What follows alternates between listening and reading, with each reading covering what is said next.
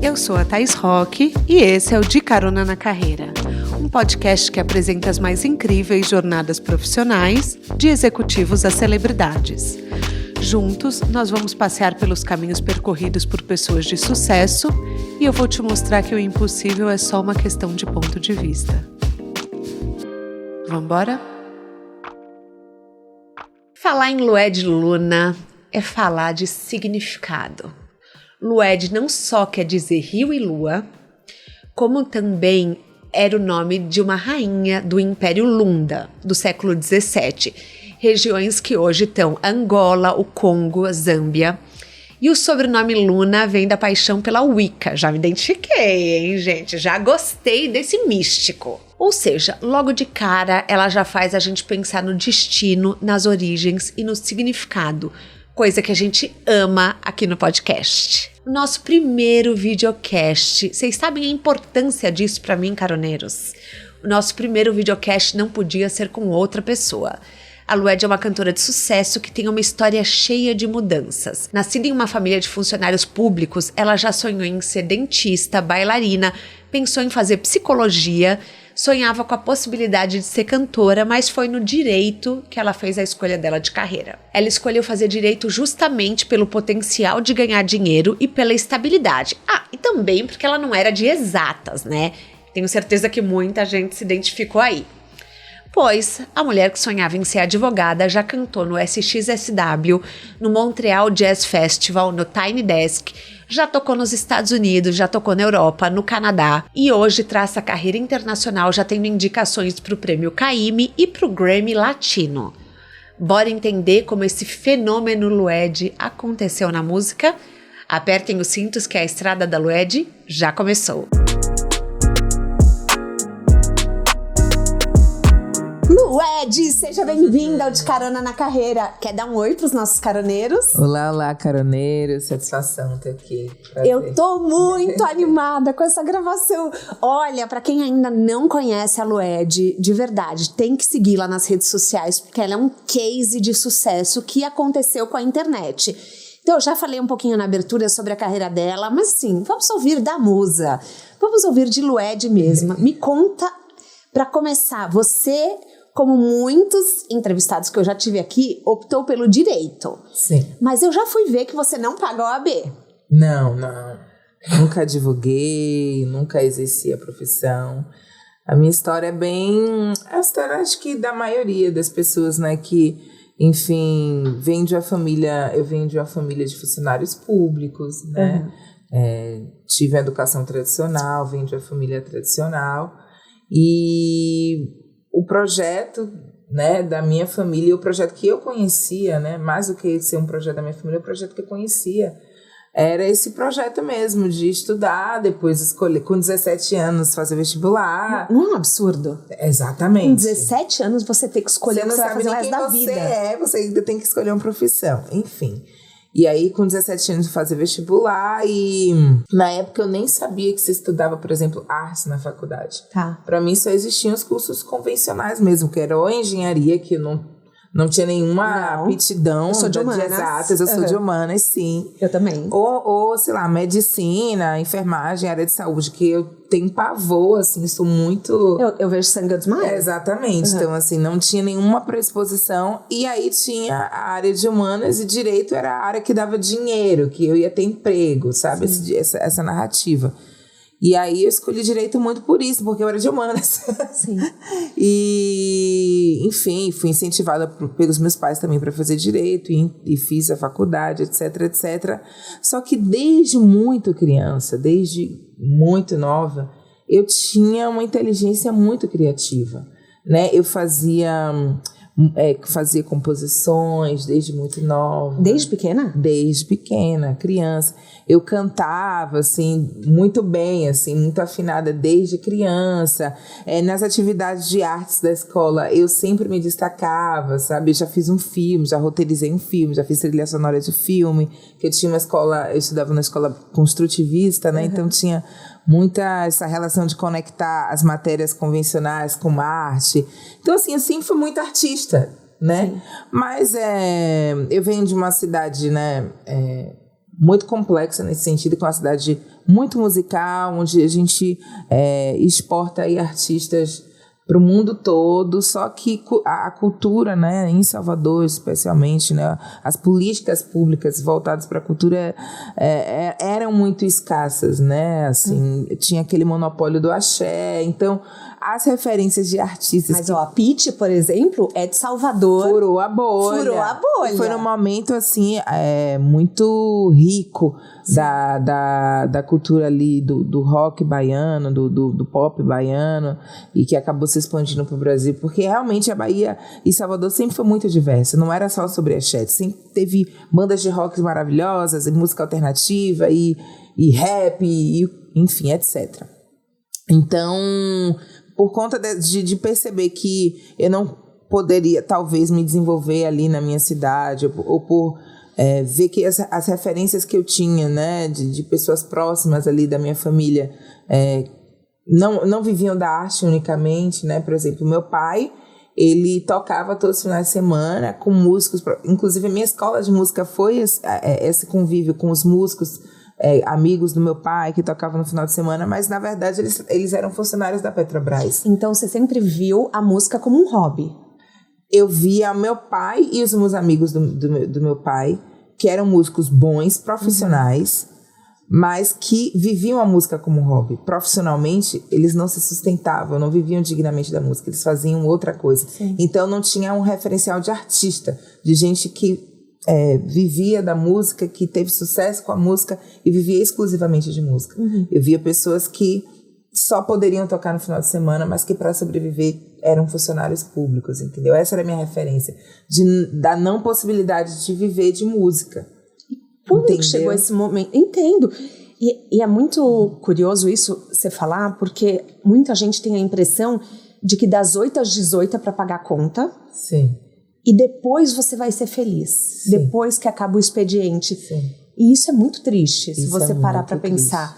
Você tem que se esforçar num trabalho, porque drena a sua energia. Sim. Quando você tá num emprego que você detesta, Com você certeza. sai de lá exausto. Exatamente. Foi o meu processo. Não com o trabalho, obviamente, que eu era estudante, né?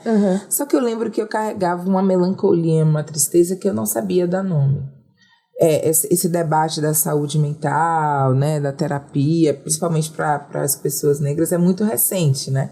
Então, assim, nunca pensei que eu tivesse que ir para terapia e que o que eu sentia tinha nome. Talvez era uma depressão, talvez, não sei, era uma ansiedade. E aí eu descontava tudo jovem, né? Eu descontava tudo na bebidas e namoros, e gozo, e show, e festa, e com prazer momentâneos, né? Para preencher esse vazio e aquela melancolia que eu senti durante anos. E na medida que eu fui ficando perto de me formar, essa tristeza foi aumentando. E daí, na época, eu tive acesso, né? Os guias me conduziram para processos muito importantes de cura, assim, de processos de terapia holística. Eu fui parar nesse lugar antes de conhecer o candomblé, antes de ter religião. Na época eu não tinha religião. E aí eu fazia reiki, eu fiz leitura de aura, eu fiz acupuntura, eu fiz meditação. Eu entrei num universo, né? E aí eu estava convivendo com essas pessoas e que estavam buscando cura. Era o debate da cura, estava muito presente num determinado período. Eu não sei se foi eu dentro desse universo ou se será algo global e de Brasil, mas teve um momento que essas terapias tiveram muita força, assim, né? E eu fui conduzida para elas, eu tive acesso, né? Eu fazia tudo. Eu sou dessas, eu também vou em tudo. Eu vou em tudo. Até se eu não deveria, eu fui. Uma vez me falaram que tinha um cara que lia o futuro pelo pé. Eu fui. É isso. Entendeu? Eu falei, eu vou. E aí eu fiz uma leitura de aura que ela falava isso, né? Que o meu espírito se expressava pelo chakra daqui, da garganta. Né, e que eu precisava curar isso, que eu precisava resolver, enfim. Fui me submeter a uma série de coisas e um belo dia eu estava na cozinha da casa dos meus pais, ainda era jovem, morava com os meus pais, estava lavando um prato, varrendo, sei lá, o que eu estava fazendo. Fazia yoga também. E veio uma voz, assim, interna mesmo, minha, de eu vou cantar. Falei pra mim mesma, eu vou cantar. Não sei se eu vou morrer de fome, como eu vou conseguir, o que é que vai acontecer, eu vou cantar. Nossa, estou toda arrepiada. Foi uma epifania mesmo, assim. No dia seguinte, eu já estagiava no Tribunal de Justiça, já tinha um dinheirinho, me matriculei numa escola de canto, que foi a escola de canto da professora Ana Paula Albuquerque, que inclusive era no mesmo prédio que eu fazia yoga, lá no Politeama, em Salvador. E foi assim que eu comecei a admitir, a dizer sim para a música, né?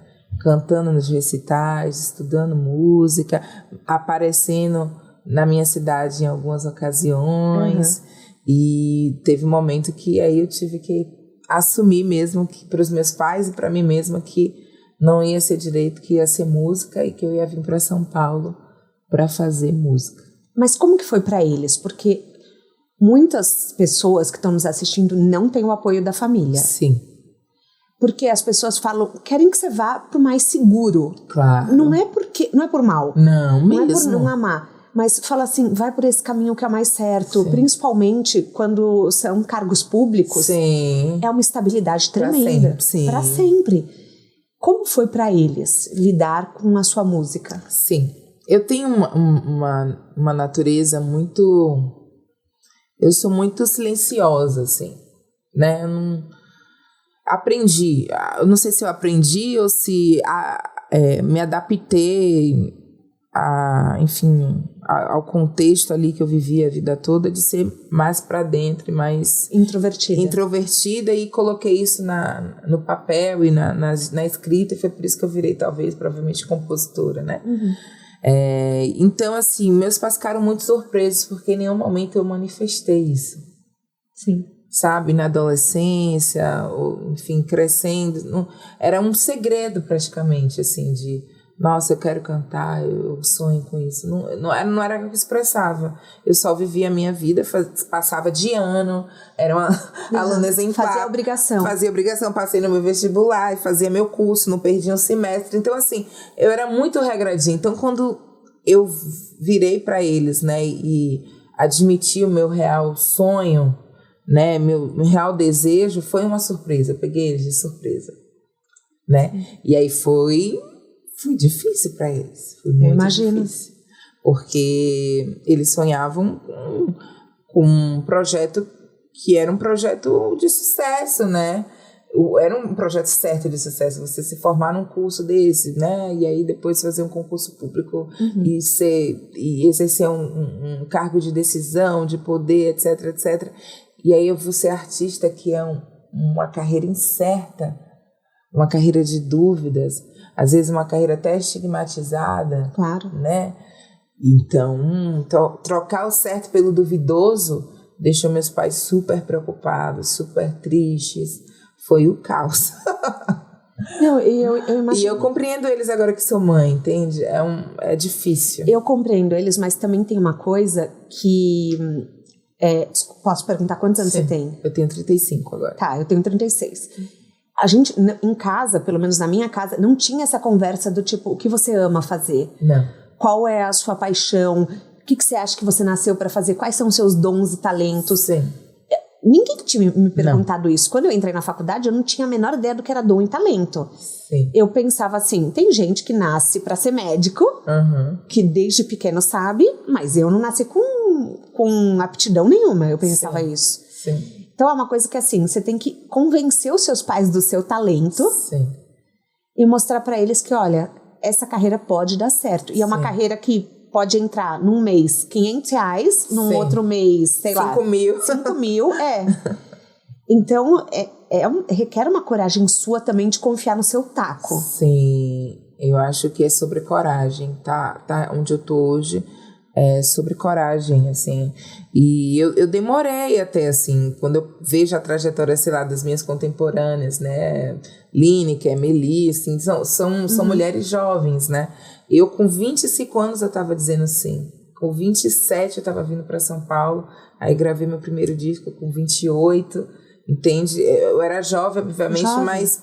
em comparação com a trajetória da grande maioria, eu esperei muito para tomar coragem para dizer sim para a música, para assumir o meu sentimento. Eu acho que o primeiro sim que a gente tem que dar é pra gente, né? A gente primeiro precisa reconhecer pra gente mesmo e depois isso, enfim, ser debatido com família, mostrar isso pro mundo. Mas o maior desafio é você dizer sim pra si mesmo, sabe? Isso pra mim demorou muito. Mas foi rápido. Se você parar pra pensar, confiar no próprio taco com 25 anos... Sim. Não é pra todo mundo. Sim. Eu atribuo aos processos de cura. Terapêuticos de cura que eu me submeti. Sim. Né? Eu fui abrindo chácara que eu já não conseguia mais, não tinha mais máscara para vestir. Eu estava completamente iluminada. E você fala muito da cura nas suas músicas. Sim. Eu já li você falando que é um processo de cura. Sim, ainda. Antes você curava o seu medo de cantar. Hoje você cura o quê? Hoje eu curo traumas. Nesse último trabalho, né, o Bom Mês Está Debaixo d'Água Deluxe, eu curo o amor. Eu olho para o amor, para a temática do amor, que era um tema que eu sempre me recusei a cantar e falar. Né? O meu primeiro disco é super filosófico, tem um debate intelectual sobre ancestralidade, não sei o que, é uma viagem. E agora, nesses 2 últimos discos, né, inclusive que nasceu na pandemia, o Bom Mês Está Debaixo d'Água. Junto com o Daio. Junto com o Daio. E agora o Deluxe, eu tô olhando pro amor. Né? Isso tem sido um processo profundo de cura. Fazer e cantar esses trabalhos. Nossa, é muito lindo. Porque eu te vejo muito reservada, mas nas suas músicas eu enxergo a sua alma. Eu enxergo a sua alma. É isso. E nas redes sociais, quando eu comecei a fazer toda a pesquisa, porque eu vou assim, o máximo que você puder dar online que eu encontrar seu, eu tô lá. E eu falei, gente, tem uma contradição aqui, porque como, por exemplo, eu vou chamar, você não é influencer, mas, por exemplo, no papel influencer, que é postar nas redes sociais, você é super assim, distante. Sim. E na música, o que muda de um canal para o outro? Eu aprendi a me revelar na escrita. O que acontece? Eu sou negra, né, numa cidade negra, mas a minha história é um pouco diferente do estereótipo da história das famílias negras e de uma criança negra. Assim, eu tive pai e mãe, né, ambos funcionários públicos, eu estudei em colégios particulares. Então, assim, eu não tenho história triste para contar, né? De miséria, de vulnerabilidade, não. Mas a minha experiência também foi atravessada pela violência, pelo racismo, porque sendo uma criança negra num colégio particular, eu era minoria ali, né? A maioria eram, né, enfim, crianças brancas e ricas e tal. Então, eu não conseguia me expressar ali, eu não conseguia existir ali naquele contexto, né? Era muito silêncio, era muita opressão. E aí eu encontrei na escrita um jeito de existir, um jeito de falar das minhas chateações, das minhas dores, das minhas paixões platônicas, né, dos meus desejos. Eu vivia na escrita, era onde eu conseguia me expressar e existir, de fato. Então, esse hábito de tantos anos, né, ali, infância, adolescência, depois adulto, na prática de me revelar na escrita, eu acho que eu acabei só aprendendo a me revelar e a me expor dessa maneira, escrevendo. Depois, com os anos, essa escrita virou música, eu virei compositora, cantora, e hoje isso está mais público, né? Mas na adolescência, a escrita... Mas rola uma vergonha? Desculpa te interromper. Sim. Rola um momento assim de, gente, todo mundo sabe que eu penso isso. Sim. Olha, então... No Bom Mês Está Debaixo d'Água, eu digo que foi um disco de muita coragem também, porque é isso, falar de amor, mostrar as vulnerabilidades ali, foi um ato muito corajoso, mas importante e político, né? Então eu já achei assim, me achei super corajosa. Mas no Deluxe, que eu sinto que eu entro muito na minha intimidade, nos meus desejos, nas minhas histórias... Eu tive algumas questões como uma canção ou outra, tipo, será que eu falo sobre isso? Será que eu trago esse debate? Será que, sabe, vou me associar e tal? Mas eu já estava tão corajosa, né, de ter feito bom mesmo. Eu fui acolhida pelo meu público, foi mesmo. né? Deu tudo certo. Então eu me senti num momento assim, na minha carreira, que eu podia me revelar ainda mais. Então o Deluxe é ainda mais íntimo, ainda mais revelador das coisas que eu penso, das coisas que eu vivi, das coisas que eu sinto, dos meus desejos, dos meus erros, de tudo, assim. Então teve esse momento assim, ai meu Deus. Inclusive teve canções que eu poderia ter gravado no Bom Mesmo Está Debaixo d'Água original e eu não tive coragem. Tava pronta. Mas agora no Deluxe eu me senti pronta, assim, pra falar sobre tudo, assim. Você sabe que uma vez tem um documentário da Beyoncé que ela fala que ela escreve uma música pro marido dela, que ela fala que ela tá transando com ele no carro. Sim. E daí ela fala, tipo, ai, sobe a partition, não sei o quê, que é o negócio lá do vidro. E daí ela fala, nossa, eu tô falando que eu tô de joelhos, minha mãe tá ouvindo essa música, meu Deus do céu. Só que ninguém pensa que assim, ninguém pensa, nossa, ela fez isso com o marido. As pessoas pensam, é uma composição, ela escreveu sobre um momento, pode ser uma fantasia, pode ser... Mas isso que é o bonito da música e da composição. Né? Porque você abre, quando vai pro mundo, tá aberta a interpretação. Sim. Né? Só quem sabe ali o real teor, né? A real história por detrás daquelas música canções, daquela música é o autor, a autora. Mas não deixa de ser um ato corajoso, assim, e um ato de se revelar, né? Completamente. Nossa, assim, eu lendo, eu falo, é a alma, realmente, é a verdade. É a verdade. É a verdade. Tá bom, mas vamos lá. A gente chega, você escreve uma música. Você, diferente de muitas pessoas, você não tinha uma grande gravadora por trás. Não. Você não tinha um empresário. Não, até hoje. E num mundo onde a gente é convencido de que tem expert pra tudo, deve fazer uma baita diferença. Você não ter esses papéis que teoricamente são essenciais. Sim. Pois é, menina. E aí, por exemplo, gravou uma música, o que você fez? Botou na internet, como que foi? Cara, agora eu posso dizer isso, né? Tá. Agora que deu tudo certo. Eu sou muito astuta. Eu fui muito astuta. Eu cheguei aqui em São Paulo e decidi vir para São Paulo. Por que eu vim para São Paulo? Eu recebi o convite da YB, que na época era um selo que estava acolhendo a vanguarda paulista, né? As coisas mais interessantes da MPB, da música alternativa paulistana, tava na YB. Céu, Curumim, Anelis e por aí vai. Nomes, Tulipa Ruiz, enfim. E aí, um admirador meu, lá em Salvador, que do pouco que eu me apresentei, eu já consegui atrair fãs. Ele mandou pra YB. O Maurício gostou do meu som. Era um som tosco, assim, de celular, daquele celular daquela geração. E ele gostou e falou assim, vem aqui na YB, quero te conhecer e tal. E aí eu fui. Você vê que quando é pra ser, não precisa de mega gravação, né? Pois é. E aí quando eu cheguei lá numa audição de um disco, e cheguei lá, tava a Roberta Martinelli, Patrícia Palumbo, jornalistas, todos os artistas que eu ouvia na Nova Brasil e não sei o que, sabe? Eu falei, gente, olha onde é que eu tô, São Paulo é demais, tá todo mundo aí à disposição. Na mesma semana... Mas foi muito axé, vamos combinar? Porque você chegou no lugar certo, com as pessoas certas...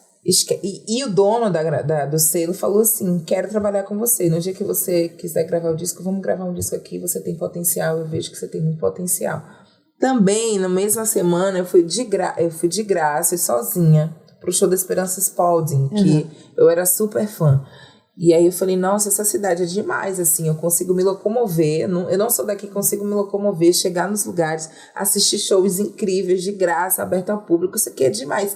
E foi assim que São Paulo me encantou e foi assim que eu decidi que essa seria uma cidade para eu iniciar o meu sonho. Terra de Exu, né? Esquinas, encruzilhadas, movimento, caminho. Na época eu nem era do candomblé, mas assim... eu senti que São Paulo era o seu lugar. Era o meu lugar, ia abrir caminhos para mim. Então foi assim que eu vim. Só que antes, eu chegando aqui, eu tinha que primeiro me estruturar, né? Conseguir uma casa, conseguir um emprego para pagar a casa. E aí eu falei, gente, como é que eu vou fazer para começar a cantar, para começar a circular? Então eu fazia uma pesquisa. Eu acho que isso é se inspirar, né? Se ter referências de carreiras de sucesso para saber qual o caminho daquele artista, daquela pessoa que você se inspira e compreender o caminho dela, onde ela tocou. Tá, onde entendi. ela apareceu. Amo. Qual o caminho ela percorreu. Qual foi o caminho que ela fez para você poder fazer? E aí já existia internet na época, então consegui tudo isso, essas informações todas pela internet. Falei, então tal cantora cantou em tal lugar, circula por tal lugares, tal. Anotava no papel. Isso de materializar o sonho primeiro no papel. Gente, eu ainda sou da época do papel, né? Não, mas hoje em dia eu tô aqui no tablet porque o roteiro é grande, mas assim... Mas naquela época eu ainda tinha um caderninho e botava tudo no papel. Nada mais poderoso do que escrever, né? Do que escrever, do que botar no papel. Então, eu falei, eu quero aparecer em tais plataformas, porque eu surgi onde na internet estava acontecendo esse movimento de plataformas de música, né? Tipo Sofar, né? Tiny Desk. Tava surgindo esse movimento, assim, de música no YouTube, músicas em plataformas de música. E então eu fui pesquisando, eu quero aparecer em tais e tais plataformas, eu tenho que tocar em tais e tais lugares, eu tenho que aparecer em tais e tais revistas, eu tenho que conhecer tais e tais jornalistas, e tudo no papel. Você fez um mega plano. Um mega plano e fui atrás.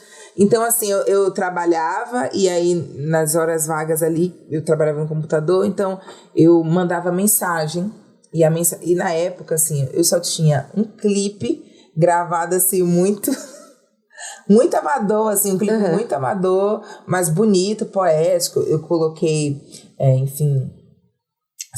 algumas cenas do meu aniversário de 1 ano, então tava um clipe super poético. Eu tinha 3 gravações boas em estúdio que eu fiz em Salvador antes de vir para São Paulo. Então, bem simples, voz e violão, mas gravado com microfone legal, com equipamento, tal. Então era tudo que eu tinha. Um clipe e três gravações. E assim eu mandava mensagem para os lugares de interesse, falando assim, sou Lued Luna, cantora e compositora baiana, recém-chegada de São Paulo, meu trabalho é esse. Foi assim que eu fiz The Balcony TV, que era uma plataforma que era de Portugal e daqui de São Paulo também. Foi assim que eu fiz Sofá. E foi no Sofá que eu comecei a viralizar com Banho de Folha. Já era Banho de Folha. Maravilhoso. Já tinha essa canção. E chamei os músicos, até a pesquisa de música. Eu falei, nossa, quem tocar com quem? Essa música é bom. Procurava os músicos. Tudo eu. Assim, ó, pá. Fazia esse trabalho porque o não eu já tinha. Sim. Né? Não, já tinha, então por que não arriscar? Quando eu via que tinha que ser uma coisa mais profissional, por exemplo, o Sesc, eu já assinava a produção. Eu já colocava em terceira pessoa. Lued Luna, cantora e compositora baiana, recém-chegada. Está aqui. Eu sempre escrevi muito bem, eu era boa em redação, eu escrevia a vida toda, né? Então, compositora, eu sabia argumentar, sabia escrever um texto de apresentação muito bom. Então, eu ia convencendo o povo assim. Eu falei, gente, isso tá dando certo mesmo, assim. Aí, teve um momento que eu conheci uma produtora, que era produtora de cinema, mas já tinha muitos anos de São Paulo, baiana também.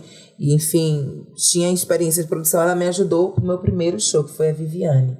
Inclusive cineasta, conhecidíssima. E aí a gente fez o primeiro show, que foi num Café Piu Piu. Conheço. Café Piu Piu.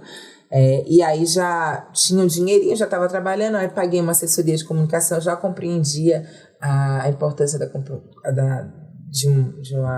de uma equipe, né, de uma assessoria. Aí meu show apareceu no G1. E aí eu construí nessa narrativa também na internet, né, e fui aumentando, enfim, Você ainda não tinha feito financiamento? Ainda não tinha feito financiamento. E aí eu descobri um projeto muito interessante que eu acho que ainda tem aqui em São Paulo, que são as fábricas de cultura. Em cada fábrica de cultura tem estúdios profissionais. Ah, que legal. Estúdios assim de ponta que você pode gravar de graça. Você entra numa lista de espera e apresenta seu projeto. Se for aprovado, você vai lá e grava usando todos os equipamentos Que de máximo. graça. Então Fica a dica, hein? foi assim que eu gravei o meu primeiro single, Um Corpo no Mundo, que foi produzido pelo Sebastião Notini, que eu também conheci pela internet. Fui lá falar com ele, falei, olha, conheci seu trabalho através do Tigana Santana, eu sou essa cantora, meu trabalho é esse, vamos fazer? Ele falou, vamos, gostei do seu som, vamos fazer. Ele veio para São Paulo, paguei a passagem dele, ele veio para São Paulo e a gente... Da onde que ele era? Ele é sueco, radicado na Bahia. Você pagou a passagem? Não, mas ele morava na Bahia. Ai, que susto. Ele morava na Bahia há 10 anos e fez a produção de Um Corpo no Mundo aqui na Fábrica de Cultura. Foi uma loucura, porque eu já estava trabalhando, aí tinha que sair do trabalho tal hora, aí pegar os músicos que eram, esses músicos que já estavam tocando comigo. Porque nessa de mandar meu currículo, digamos assim, eu consegui fazer algumas casas de show aqui. Eu fiz Puxadinho da Praça, que era uma casa ali na Vila Madalena, onde todas a vanguarda tocava. Né? Fiz Café ao Piu Piu. E aí já tinha esses músicos, parceiros, e eu falei, não, vamos gravar Um Corpo no Mundo. Então eu gravei Um Corpo no Mundo. Não tinha a grana para pagar um grande estúdio, mas tive acesso a essa política pública, por isso que a política pública de incentivo à cultura é tão importante. Então gravei Um Corpo no Mundo, que é o nome do meu primeiro disco, que foi o single responsável por tudo que está acontecendo na minha vida hoje. Porque aí, era na época do Facebook ainda, né? A gente é dessa geração. A gente é dessa geração. Que ainda era orgânico, né? O engajamento ainda era orgânico, você não precisava pagar, impulsionar nada. Eu coloquei o clipe lá, o clipe viralizou, porque realmente foi uma grande obra-prima da Joyce Prado, que é minha parceira até hoje, a cineasta daqui de São Paulo. Viralizou, Chico César compartilhou, todo mundo compartilhando, gente pedindo um disco. Ah, mas cadê seu disco? Onde é que encontra mais música sua na internet? Não tinha, né? Então, assim, eu falei, olha, é a hora de fazer um disco. Agora. E aí veio a ideia do financiamento coletivo, que na época estava super bombando também. Abri o financiamento coletivo, fiz um textinho bonito, tirei umas fotos, fiz umas fotos super poéticas também com a Lili no metrô de São Paulo, enfocando o meu corpo. Era tudo muito, muito, muito bem pensado. Tinha um branding, uma identidade. Tinha uma identidade, por isso a campanha de financiamento deu certo, só que no meio do processo, a gente que é artista, a gente tem que estar ligado em quê também? Em editais públicos, prêmios, né? A gente que é independente. Então, na medida que eu estava fazendo o financiamento coletivo, eu me inscrevi no edital do Prêmio Afro, que era patrocinado pela Petrobras. Olha que coincidência, que meu pai trabalhou na Petrobras a vida toda. Jura? Nossa, sim. Era pra ser. Era pra ser. E aí, eu escrevi o projeto exatamente como estava no financiamento coletivo, os argumentos, para onde eu vou, quem eu sou, etc. Não é que eu passei em primeiro lugar nesse prêmio? E aí você ganhou? Ganhei quase 100 mil reais para fazer o meu primeiro disco. Né? Então tinha o financiamento coletivo, mais Tô chocada. O prêmio que eu ganhei em primeiro lugar. Eu trouxe um músico do Quênia, que é o Kato Tianguei, que hoje é meu atual produtor. Que depois foi onde você gravou seu segundo CD, que é onde eu gravei meu segundo disco. CD. Não, na época era na época do CD. Eu contei muito a minha idade agora. Gente, de fato, eu tive CD. Então tá. Eu sou dessa geração. Ufa, obrigada. E aí, enfim, pude fazer tudo com muita estrutura, com todas as condições. E foi o disco que me fez cantora na cidade de São Paulo, no Brasil e no mundo. Foi um disco muito bem elogiado pela crítica, bem recebido aqui no Brasil e fora. Foi um disco que abriu os caminhos para a minha carreira e tudo feito assim. Por você. Por mim. Sim. Então, você que pagava músico. Sim. Você que pagava assessoria. Tudo era diretamente com você. Inclusive, quando eu comecei a ficar mais conhecida por causa do clipe, né, que viralizou, eu já comecei a fazer Sesc antes de ter disco. Eu fazia Sesc com um repertório autoral já, né, mas sem disco. E aí me pegava assim, meu Deus, tem que fazer liberação, tem que pagar músico, tem que mandar nota. Aí eu não tinha nem como mandar nota, não era nem MEI, né? Não era nada. Então, aí eu tinha que ter uma empresa parceira para emitir nota para mim, para eu pegar, tudo isso eu aprendi na prática, né? Na medida que já no projeto, assim, no projeto de execução do disco, eu já tinha uma pessoa para me ajudar, que foi a Cissa Pereira. Então, eu queria saber, quem foi a primeira pessoa que você investiu e você falou, não, beleza, eu preciso? Foi a Cissa Pereira, uma jovem que fazia produção, ela estudava produção cultural na USP, já tinha uma expertise com produção, na época as Bahia Mineira, a banda, né, a Bahia, as Cozinha Mineira estava bombando também, ela tinha essa experiência, uma jovem negra, né, que queria trabalhar com produção, que queria trabalhar com cultura, e foi ela que a gente começou a trabalhar na produção do disco Um Corpo no Mundo, né? Ela fez toda a produção executiva, mais tarde os shows. Hoje a gente já não tá mais junto há anos, mas foi a primeira pessoa que me ajudou. Antes dela, era eu sozinha, para absolutamente tudo. E daí você foi para os Estados Unidos, você foi para o Canadá, Sim. você foi para Europa. Sim. Você tem ideia que não é comum no primeiro disco, no primeiro álbum, eu tenho que falar álbum, gente, eu tenho que me atualizar. No primeiro álbum, fazer uma turnê internacional. Sim. Tem cantores que só fazem isso depois de 10 anos de carreira. Sim. Caiu a ficha para você na hora que era uma coisa bem grande? Sim. Porque esse disco, ele trazia um debate tão importante, ele era tão sensível e esteticamente, na estética sonora dele era tão original, era um disco sem a formação convencional de banda, né? Não tinha teclado, não tinha bateria, sabe? Eram 2 cordas, 2 percussionistas, né? E cada um de uma parte do mundo. Meu baixista era de Cuba, o meu guitarrista era do Quênia, o produtor e percussionista sueco, você tá entendendo? O violonista, filho de imigrantes congoleses, tinha uma narrativa, tinha uma história, isso despertou uma curiosidade na mídia. E isso foi se espraiando para o mundo, e realmente era um disco que dialogava com o mundo, era muito refinado, né? Era muito... Enfim, Um Corpo no Mundo foi assim, uma obra-prima, assim, não é porque é minha. Não, né? mas é mesmo. Não, Caroneiros. Mas eu acho que foi uma grande contribuição para a música brasileira, né? E isso reverberou no mundo, assim. Eu lancei esse disco no Japão, né? Um Corpo no Mundo foi lançado no Japão. No Japão, eu não sabia. E eu nunca cantei lá, mas lancei o disco lá. E, enfim, aí fiz conexões com bookers internacionais, que é o Reiki, que está comigo até hoje, que bancou o projeto e me levou para a Europa a primeira vez. Aos Estados Unidos eu já fui na segunda vez, na minha segunda turnê, mas na primeira vez eu fiz a Europa. Gente, assim, eu só fui fluindo, sabe?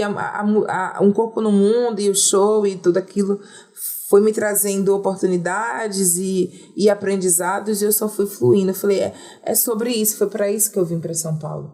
Tudo que está acontecendo eu projetei, sabe? Aquela revista que eu disse eu tenho, que estava no papel. Então, quando chegava para mim, não vinha com... uma surpresa. Com surpresa, ou com deslumbre, ou não. Tá dentro de um projeto. Tá dentro do cronograma. Tá dentro do cronograma. Eu fui muito racional. Não ficou só no campo da emoção e do sonho. Teve que ter planejamento, teve que ter cara de pau, teve que ter prática, teve que ter saque de atrás de investimento, de recurso, teve que ter trabalho prático mesmo de escrita, sabe? Eu não tô dizendo que todo artista tem que ter isso, mas... Não é todo artista que vai ter, mas... caso. Mas foi o seu caso. Então, assim, para os caroneiros saberem, ela saiu no New York Times, no Financial Times, na Vanity Fair, no El País. Então, e foi indicada ao Grammy Latino. Sim. Nem isso foi uma surpresa? Não. Queria muito. O Bom Mesmo Estar Debaixo d'Água foi um disco que eu fiz, assim... Porque o segundo disco tem essa pressão. Né? Tem. O primeiro poderia ter sido assim, obra dos deuses, dos orixás, sorte de principiante. Sim. Vamos dar uma chance pra essa baiana aí, né? Então... Tem isso, né? Tem isso. O primeiro disco é a apresentação para o mundo. Agora, no segundo é que você se consolida. No segundo é que você prova mesmo que você tem pra trocar, sabe? Então tinha essa Eu não tô de brincadeira, eu não sou cantora de uma música só. Exatamente. Exato. Assim, então tinha essa expectativa do público, tinha essa expectativa da crítica, tinha essa expectativa minha mesmo, né? Eu falei, nossa, eu vou ter que entregar. Então eu fiz o Bom Mês Mensagem Debaixo d'Água com muito cuidado. Eu fui muito chata. Tanto que eu assino a produção do Bom Mês Mensagem Debaixo d'Água. Um Corpo no Mundo foi o Sebastian que produziu. Lógico que eu opinei uma coisa ou outra, mas a produção é do Sebastian Notini. Já o Bom Mês Mensagem Debaixo d'Água, eu assino a produção também do disco, produção musical do disco junto com o Cato Xanguê. Fui pra África grávida de 3 meses. Você gravou no Quênia. E gravei no Quênia com a banda... Você sabia que você tava grávida? Sabia. Ah, tá. Sabia. Escondi, né? E fui. Carregando mala, carregando peso. Muito doida. Como se não houvesse amanhã. É isso aí. Como se não houvesse amanhã. E aí eu decidi gravar lá, porque eu queria que tivesse a estética sonora de África. O Cato é um guitarrista jazzista, né? Ele tem a própria carreira lá no Quênia, tem a gig dele, tem a banda dele. Então eu toquei com a banda dele. Legal. Lá, né? Do circuito de jazz. Um do Madagascar, outro do Burundi. Eu queria também... Não queria que fosse só quenianos, né? Eu queria as diversas Áfricas ali representadas tá no no som. mundo é do DNA da sua música. Sim. Eu acho, e da minha natureza, assim, né? Eu devo ter um espírito cigano, alguma coisa assim, eu não consigo Eu acredito. Ficar num lugar só, sabe? Acho que São Paulo tem sido o lugar que eu tenho ficado, assim, tenho estado mais tempo, mas ainda assim... Com a vida que eu vivo, eu viajo muito, então isso me preenche muito. Viajar para o Brasil, viajar para fora, me alimenta, me inspira. Eu escrevo canções, eu penso em projetos, eu penso em mim mesma, eu penso na vida. Eu preciso estar em movimento, então não sei se isso é da minha natureza e acaba, obviamente, refletindo na música que eu faço, que é essa música para o mundo. Eu quero dialogar com o mundo. Mas eu olhando de fora, assim, quando eu peguei e olhei sua carreira inteira... Eu falei, essa é uma carreira internacional. E eu te falei isso quando você chegou aqui, quando a gente, nos bastidores que a gente vai papeando, né? Eu falei, nossa, parece muito uma carreira de alguém que não vai morar no Brasil. Sim. É muito louco isso, né? Sim.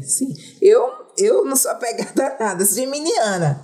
Eu não sou apegada a nada. Nesse momento é super estratégico. Eu tô aqui, eu tô, acho que no meu melhor momento de carreira no Brasil, assim, me conectando com artistas mais mainstream, né, me conectando com a velha guarda da MPB. Vou fazer um show agora com o Gil, com o Caetano, com o Ivete, né, cantei Ivete você já tocou, não teve um... Ivete eu já cantei. Convida a Lued, não foi? Lá no Festival de Verão. Então, assim, eu sinto que minha carreira aqui no Brasil tá indo muito bem, obrigada, e eu vou ficar por aqui um tempo, mas não tô deixando de construir essas brechas fora, assim, principalmente Estados Unidos, que é onde eu quero explorar mais, e eu ainda não explorei tanto. E você é mãe do Daio, que tem 2 anos e 7. 2 anos e 7. Você, sem um empresário, sem uma rede de apoio em São Paulo, você nunca teve um burnout? Sim. Então, o Daio nasceu num momento crítico, assim, que foi, né, a produção do disco. Mas quando eu estava grávida, assim, no momento da gravidez, assim, os meses mais avançados, o disco já estava gravado. Porque quando eu gravei, eu tinha 3 meses, foi lá no Quênia e deu tudo certo. Muda a voz? A gravidez muda? Eu não sei, eu tô perguntando minha ignorância. Não muda a voz, mas muda o jeito de cantar. Né? Muda a respiração, os músculos, né? Que a gente acessa para poder alcançar as notas é outra. Né? Eu tive que aprender isso, eu tive ajuda para gravar a voz, eu tive ajuda de uma fono, de uma cantora, uma professora de canto, né? Que a dupla da Cor e Voz, a Ana Terra e a Bruna Caran. Então eu tive que ter ajuda para fazer a gravação. Então eu tive o Dai nesse momento, assim, né, de disco, mas aí como eu sabia que eu queria ser mãe, como eu sabia que eu gravava disco, então eu me preparei. Eu gravei os clipes todos antes para eu não ter barriga, então para eu fazer, sabe, o papel de sensual, tinha o papel da grávida. Então no Carnaval de Salvador, a pandemia ainda não estava aqui no Brasil, então deu tempo, eu gravei no Quênia, eu me adiantei, porque eu falei, gente, vou entregar o disco, vou dar tudo de mim, aproveitem essa cara, aproveitem que a barriguinha ainda tá pequena, porque depois eu vou ser só mãe, e tal, e o disco vai andando e tal. Só que aí veio a pandemia. Então, um disco que ia ser lançado no primeiro semestre, eu acabei lançando no outro semestre. Tá. Né?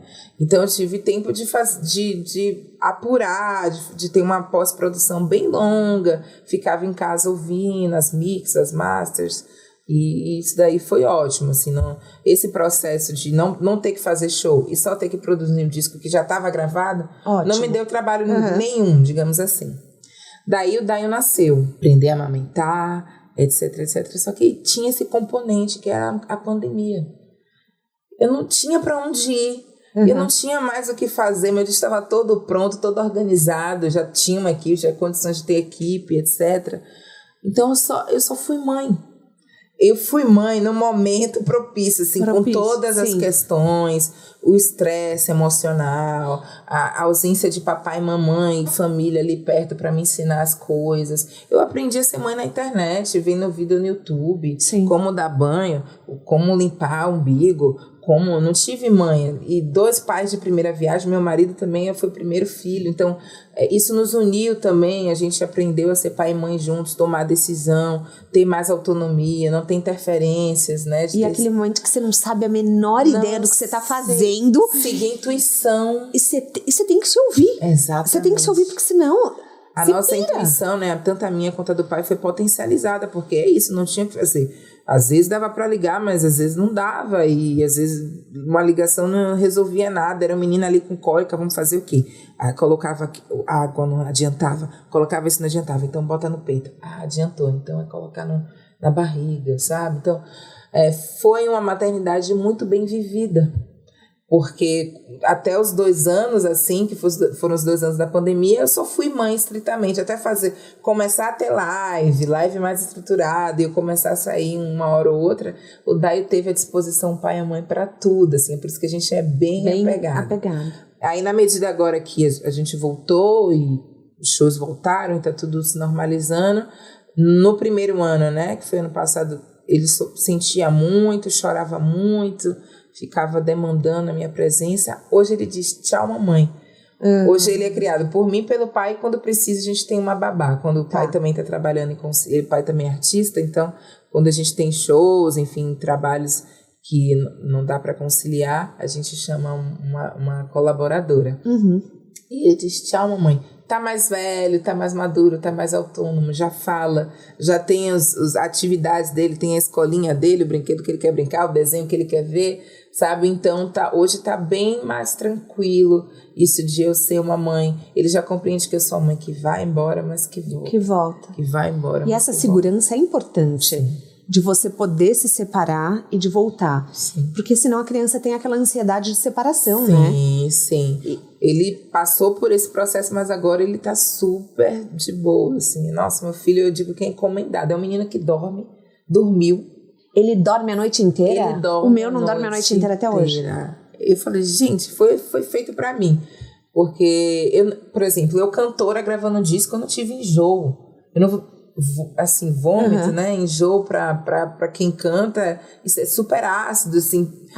Com um show marcado, não tinha pensado nisso. Enfim, eu fiz carnaval grávida, eu pulei, desci, fiz disco, fui pro Quênia, e o menino assim, ó, um gentleman, parecia que eu nem tava grávida, sabe? Então, assim, a gente, parece que ele é meu parceiro, assim, falei, você nasceu pra mim, meu filho, você nasceu pra mim, você é todo perfeito. A gente tem que dormir, a gente que canta, que dorme tarde, né, trabalha com música, com a noite, então dormir era essencial, e o Daio sempre dormiu, até hoje ele acorda, 9 da manhã, 8h30, às vezes até 10 horas. E ele viaja com você? Viajou por um tempo. Hoje eu quero que ele tenha uma rotina. Claro. Né, a cantora sou eu, então não tô levando. Ele tem escola, tem horário de escola, tem horário de dormir, tem a rotina dele, então não tô... Só levo se for assim, vou pra Bahia cantar, então levo ele, eu já fico lá com os meus pais, a gente já vai pra praia, já vira uma mini férias, assim. Mas essa dinâmica de subir e descer pra fazer show, eu ficar levando ele, eu não levo. Não, mas tá certo, eu também acho. Sim. Vamos falar suas redes sociais, porque eu quero que todo mundo conheça a sua obra-prima, que é o seu trabalho. Aonde a gente te encontra? Instagram, TikTok, Facebook, LinkedIn, aonde você tá? Sim. Eu tô no Instagram, @luedluna, tô no TikTok, luedluna. Gente, só tem eu no mundo, praticamente. Vai ser muito fácil me achar. LUEDJI, Luna. Tô no TikTok também. No Twitter, eu estou no Twitter Twitter também. é uma rede polêmica, a gente sabe, mas a gente gosta. Às vezes eu tô lá, né, gerando umas polêmicas também. Adoro. E é isso, tô em todas as plataformas digitais de streaming. É só colocar lá luedluna que você vai escutar a minha música. Para quem quer bombar na internet, eu já entendi que estratégia é algo da sua alma. Você é estratégica. Sim. Mas que dicas mais a gente poderia dar para os caroneiros, assim, para alavancar a carreira? Sim, eu acho que tendo condições, né, tendo recurso para investir na sua carreira, eu acho que hoje a figura do social media é uma figura extremamente importante, porque nessa... O que o social media faz? Exatamente, nessa ascensão da internet, né, surgiu esse profissional que vai conseguir pensar estratégia, vai conseguir ler gráfico, analisar gráfico, né, e desenhar uma estratégia para a sua carreira a partir desses gráficos. Sabe como funcionam os algoritmos, sabe a hora boa para postar, sabe o que postar, o quanto postar, né, produz conteúdo, né, para você. Enfim, é uma figura, é um elemento super importante hoje para quem quer ter uma carreira, sobretudo uma carreira musical. Não é mais sobre só talento, não é mais só sobre música, né? A gente vive numa sociedade magética, então a gente tem que estar na internet, sim, jogando esse jogo, que é um jogo super complexo, e esses profissionais, obviamente, estudam para isso, sabem, têm expertise e vão poder te ajudar. Então, hoje, o que eu indicaria para qualquer artista assim, que quer começar a carreira musical é ter junto consigo um social media, né, que vai ajudar até nas mídias convencionais, vai ajudar na assessoria de comunicação, vai ajudar em tudo, né, captação de show. Eu acho que estar na internet hoje é fundamental, crescer na internet hoje é fundamental, e esse profissional é super importante. Boa dica. Tem uma pergunta que eu sempre faço, que eu não posso deixar de fazer para você. O que é sucesso para você? Sucesso, para mim, eu não quero ser romântica em dizer que sucesso é você se sentir feliz com o que você sonhou, etc, etc. Eu acho que sucesso também está ligado a reconhecimento, né, a validação, porque a gente vive em sociedade e eu acredito que o que a gente faz, a nossa entrega para o mundo, tem que fazer sentido para o outro. E fazendo sentido para o outro, sua contribuição faz sentido para você. Então, sucesso é você estar alinhado, alinhada com a sua missão na Terra, né? O meu serviço para a Terra, o meu espírito veio em Terra para se manifestar, para entregar para o mundo a música que eu faço. E isso faz sentido para as pessoas e, óbvio, faz sentido para mim, porque valida a minha missão, né? O que eu tenho que entregar para o mundo. Então, sucesso para mim é isso. O que eu tenho para entregar, o que eu faço, o meu trabalho faz sentido para o mundo, faz sentido para as pessoas e volta para mim como honras, como glórias, como amor, como paz de espírito, volta para mim como cura, volta para mim. É isso para mim, sucesso.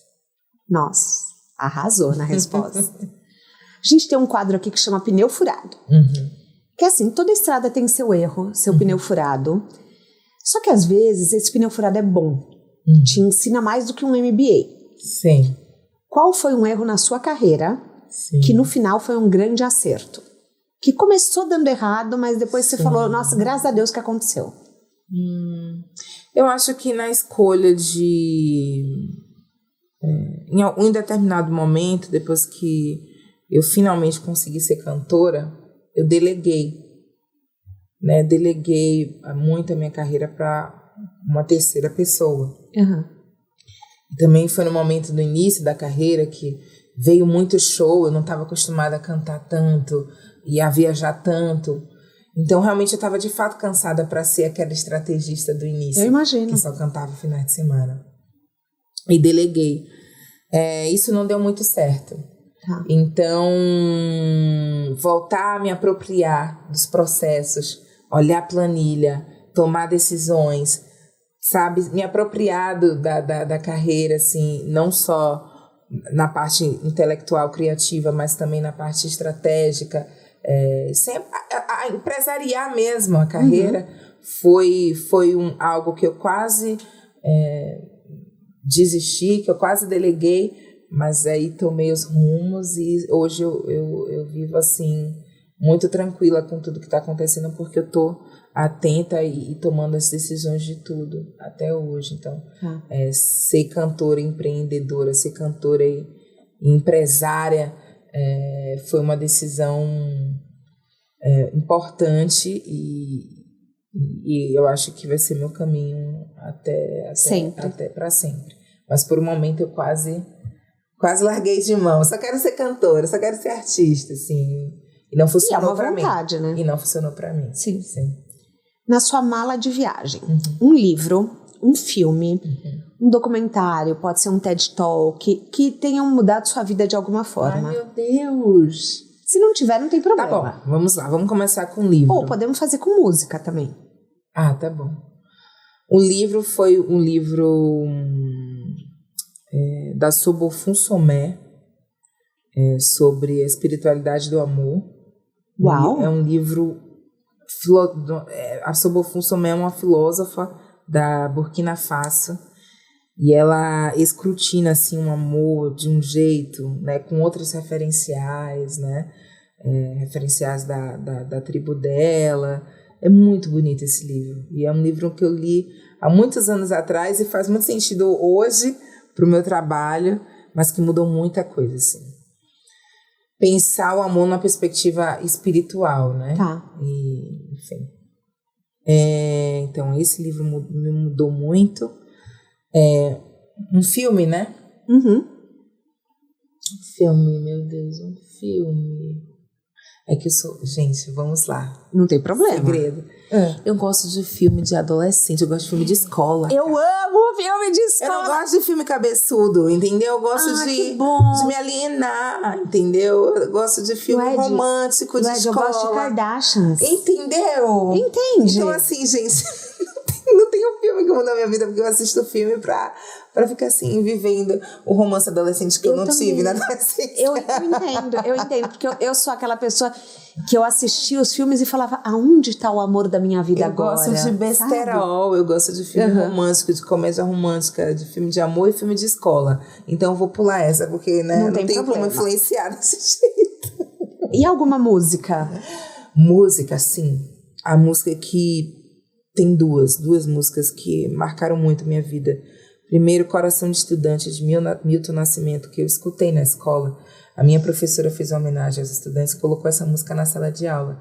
Eu devia ter 12 anos, 10 anos, sei lá, era muito nova. E eu chorei muito, muito, muito, muito. Aquela música... Te tocou. Milton sempre me atravessou, mas a primeira vez que ele me rompeu, assim, ao meio, foi na escola, com 10 anos de idade, com essa música, Coração de Estudante. E a segunda vez que eu tive um choro copioso com música, que eu agradeci, assim, a Deus por estar viva, foi uma música do Tigana Santana, que é A Luz do Oculto e o Sol do Infinito. A música de Tigana Santana, A Luz do Oculto e o Sol do Infinito, que eu ouvi aquela voz, aquela música, eu chorava. Falei, Deus, como é bom estar viva por causa dessa canção. Então tem esses 2 episódios na minha vida. Vou deixar o link no descritivo do podcast. E o que mais?